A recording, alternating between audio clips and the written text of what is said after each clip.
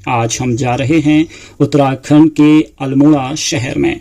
अल्मोड़ा शहर से करीब 18 किलोमीटर की दूरी पर बाड़ेछीना कस्बा है और बाड़ेछीना से एक ग्रामीण रोड कुमौली वाली, उस रोड में एक गुफा है जिसका नाम है गुफा ताल। लोगों का मानना है कि यहाँ एक राजा निवास करते थे। गुफा ताल के करीब ही एक अन्य गुफा भी है। स्थानीय लोगों के अनुसार दूसरी गुफा करीब 1 किलोमीटर लंबी है जो गुफा ताल से शुरू होकर फुलाड़ी गांव तक जाती है और लोगों का कहना है कि इस गुफा के अंदर सीढ़ियां बनी हुई हैं। ऊपर फुलाड़ी के निकट इस गुफा का मुंह बंद कर दिया गया है क्योंकि जिस खेत में इस गुफा का मुंह खुलता था उस खेत के ऊपर बड़े बड़े पत्थर रख दिए गए। अब ये किन कारणों से बंद किया गया, इसका कारण स्पष्ट नहीं हो पाया है, ना ही इस गुफा को खोलने के आदेश हैं। फुलाड़ी के निकट ही ये राजा निवास करता था और इस गुफा के भीतर से ही वो राजा इस गुफा ताल में स्नान करने आता था और यहाँ शिवलिंग पर जल चढ़ाया करता था और वापस इसी गुफा के सहारे ऊपर फुलाड़ी तक पहुंच जाता था। लोगों का मानना है कि गुफा के अंदर सीढ़ियां बनी हुई हैं, लेकिन गुफा के भीतर झुप अंधेरा होने की वजह से कोई भी अंदर नहीं जाता है और अंधेरा होने की वजह से अंदर बाघ, गुलदार, श्यार, सुअर आदि के रहने का खतरा भी बना रहता है।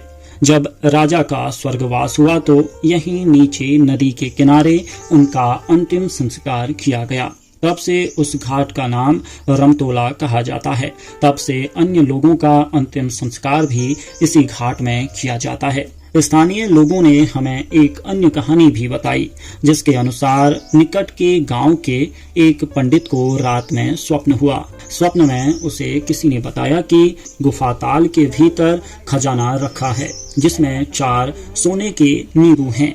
उस खजाने को निकाला जाए और गांव की समृद्धि में उस खजाने को लगाया जाए। ये स्वप्न में उस पंडित को आदेश हुआ। उसने अपने गांव के साथियों को ये स्वप्न बताया। इसके बाद 4 लोग गुफा ताल में सोने के नींबू निकालने चल दिए। पूरा दिन खुदाई के बाद भी वहां कोई खजाना नहीं मिला। इसके बाद एक व्यक्ति बोलता है कि आज खुदाई को रोक देते हैं, कल सुबह फिर से 4 लोग आएंगे और फिर खुदाई करेंगे। जिस व्यक्ति ने ऐसा बोला था, लोगों के अनुसार उसे खजाना मिल गया था। उसकी कुदाल में एक सोने का नींबू टकरा गया था। जिसके बाद सभी लोगों ने हामी भरी और सब लोग घर को चल दिए और एक शर्त रखी गई कि कल सुबह से पहले कोई भी यहाँ दोबारा नहीं आएगा क्योंकि ये खजाना गांव की समृद्धि के लिए है, किसी एक व्यक्ति के लिए नहीं। सभी लोग अपने अपने घर चले जाते हैं। जिस व्यक्ति को खजाना हाथ लगा था वो व्यक्ति रात में दोबारा आता है और उन सोने के नींबू में से एक नींबू चोरी कर ले जाता है और वापस से ऊपर से थोड़ी मिट्टी डाल देता है। अगली सुबह 4 युवक फिर से खुदाई में जुट जाते हैं। तभी खुदाई में अचानक नीचे से 3 सोने के नींबू मिल जाते हैं, लेकिन स्वप्न के अनुसार 4 नींबू के दाने मिलने होते हैं। बहुत अधिक खुदाई करने के बाद भी चौथा दाना नहीं मिलता।